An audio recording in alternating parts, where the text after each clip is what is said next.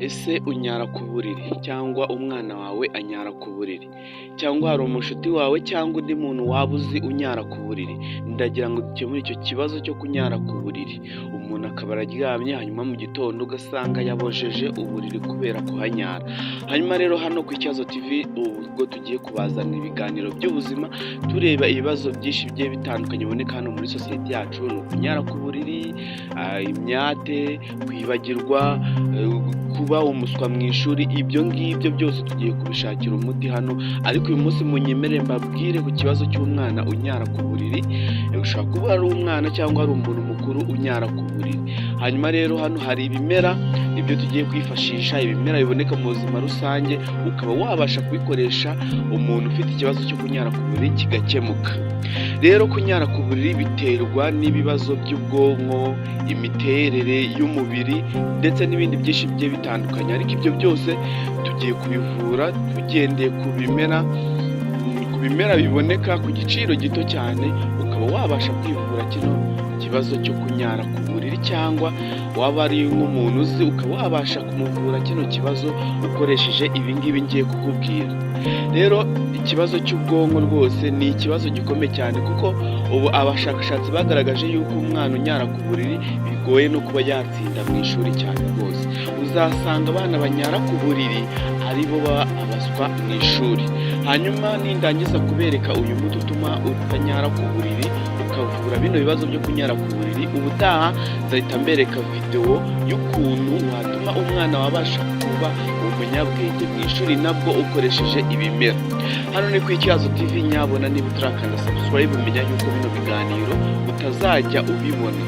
Niba ushaka kubona bino biganiro nk'ibi ngibi, ibiganiro by'ubuzima bikwereka nta kiguzi, ku mafaranga make cyane, hano ku Ikibazo TV tubaha buno bumenyi nta kigozi mutwishyuye. Hanyuma icyo ugomba gukora ni ugukanda subscribe, hanyuma ugafungura inzogera yawe kugira ngo nishyiraho video ijyanye n'ubuzima ubashe kumenya amakuru, ugahita wabasha kuyireba nawe ukaba abanyamahirwe babona aya makuru bwa mbere.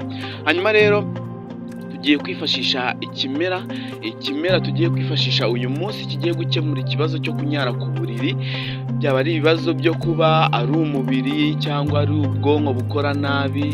Ibyo ngibyo nibyo tugiye kureba. Hanyuma icya mbere urabanza kuba ufite imbuto zitwa sezame. Ni ikimera nyamukuru abantu badafite amakuru, nyamara kivura ibibazo byinshi bigiye bitandukanye, ariko reka tuvuge kuri sezame iboneka mu alimentation agiye atandukanye n'ahandi hantu henshi bacuruza ibintu bijyanye n'imiti. Iyi sezame rero umbaza ati irakora gute? Urafata sezame urafata ni utubuto dutoya, ngira ngo ku bantu ndakeka nta muntu utayizi. Umuntu waba utayizi ambwire uburyo yayibonamo, mubabwire ukuntu yayibonamo n'ahantu yayikura, dore yuko sezame iboneka ku giciro gito cyane. Hanyuma urafata sezame, ufate utuyiko tubiri mu gitondo, uduhe umuntu ufite ikibazo cyo kunyara ku buriri mu gitondo abyutse, ndetse unatumuhe nimugoroba agiye kuryama. Mbaza ngo arabifata gihe ki?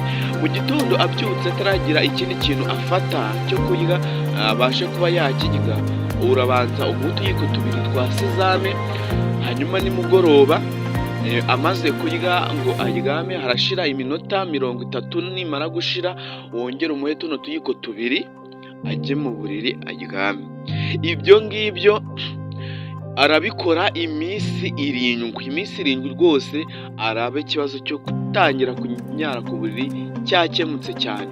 Hanyuma biba byiza iyo ufashe iyi sezame ukabasha kuba wanamuvangiramo kumuha imbuto zitandukanye. Ndavuga urubuto rwitwa ikinyomoro.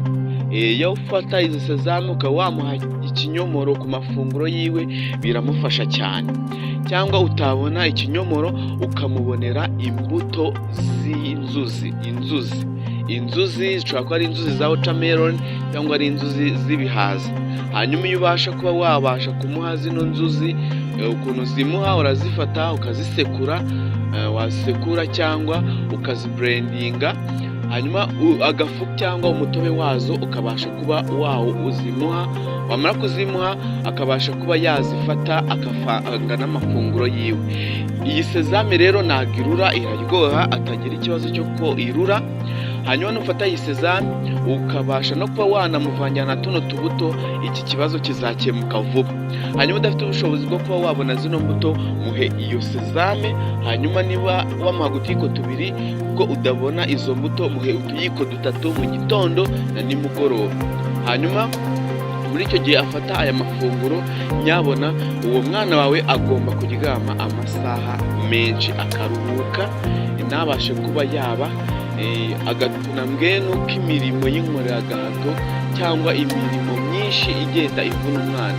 Niba arimo afata uyu muti, ikintu agomba gukora ni ukuryama byibuze amasaha 8 ku munsi, akaruhuka. Byaba byiza agiye aryama nko ku manywa ndetse na nimugoroba akaryama bihagije. Hanyuma niba aryama bihagije ukamuha uyu muti wa sezame, utuyiko 3 mu gitondo na nimugoroba, menya yuko rwose usezeye ku kibazo cyo kwirirwa ufura amashuka umwana yanyaye ku buriri. Icyo kibazo kirakemuka, dore yuko uyu ni umuti tubarangira no ku Icyazo TV urizewe 100%. Hanyuma icyo ugomba gukora ni ukusangiza abandi. Burya iyo ubonye amakuru nk'aya ngaya ukayihererana, menya yuko ntago uba ubaye umuntu mwiza, ahubwo uba ubashije kwikubira bimwe, kandi hari umuntu nawe ufite icyo kibazo cyo kuba afite umwana unyara ku buriri, cyangwa cyo kuba afite umuntu azi anyara ku buriri. Wowe ikintu ugomba gukora, sharinga aya makuru kugira ngo n'izindi nshuti zawe ziyabone. Hanyuma muri video itaha nzabereka uburyo ki wavura ikibazo cyo kwibagirwa bya hato na hato, cyangwa n'ikibazo cy'umwana uba umuswa mu ishuri akaba yize akaba yize ariko ugasanga amanota azana ntago agushimishije. Icyo kibazo nacyo nicyo tuzarebaho ubutaha. Hanyuma hari igihe usanga umuntu yibagirwa hato na hato, cyangwa umwana wamubwira ikintu mu kanya gato wakimubaza wapi. Hanyuma rero icyo nicyo tuzakemura, tuzikemure n'ikibazo cy'imyate, yego nacyo tuzakirebaho. Dukemure n'ikibazo cyo kunuka mu myanya y'ibanga, mu kwaha, kunuka mu kanwa. Ibyo nabyo hano tubifitiye umuti, kandi uwo ni umuti tukurangira ukawikorera, ni amafaranga tukwaka. Hano ni ukuguha amakuru yizewe ukabyikorera. Burya iyo utekanye ubayeho neza, nanjye mbayeho neza, biranshimisha. Niyo slogan yacu hano ku Icyazo TV. Hanyuma iyo miti reka tuzayirebe muri video itaha. Reka dukemure iki kibazo cy'umwana unyara ku buriri. Nyabona mbwira niba ibyo ngibyo nkubwiye byakemutse. Iyo bikemutse hita uzunyandikira hano muri comment umbwira ati warakoze, ibintu waduhaye byarakunze. Shimira n'abantu duha aya makuru bakayakoresha neza, hanyuma bakatubwira ati byarakunze, mwarakoze. Icyo gihe natwe biradushimisha, bigatuma yuko bikadutera yuko hari abantu dufasha kandi bikabagira akamaro. Ndabakunda cyane. Hano ku Icyazo TV, njye ni Clarisse Mutabazi Rindoch. Mureke duhure mu yindi video itaha tureba ibyo bibazo bimwe na bimwe bigenda biboneka muri sosiyete, tubishakira umuti. Hano ni ukubarangira umuti, tukakubwira ukuntu ubitegura. Icyo gihe rwose menya yuko bibashije gukemuka. Bye bye.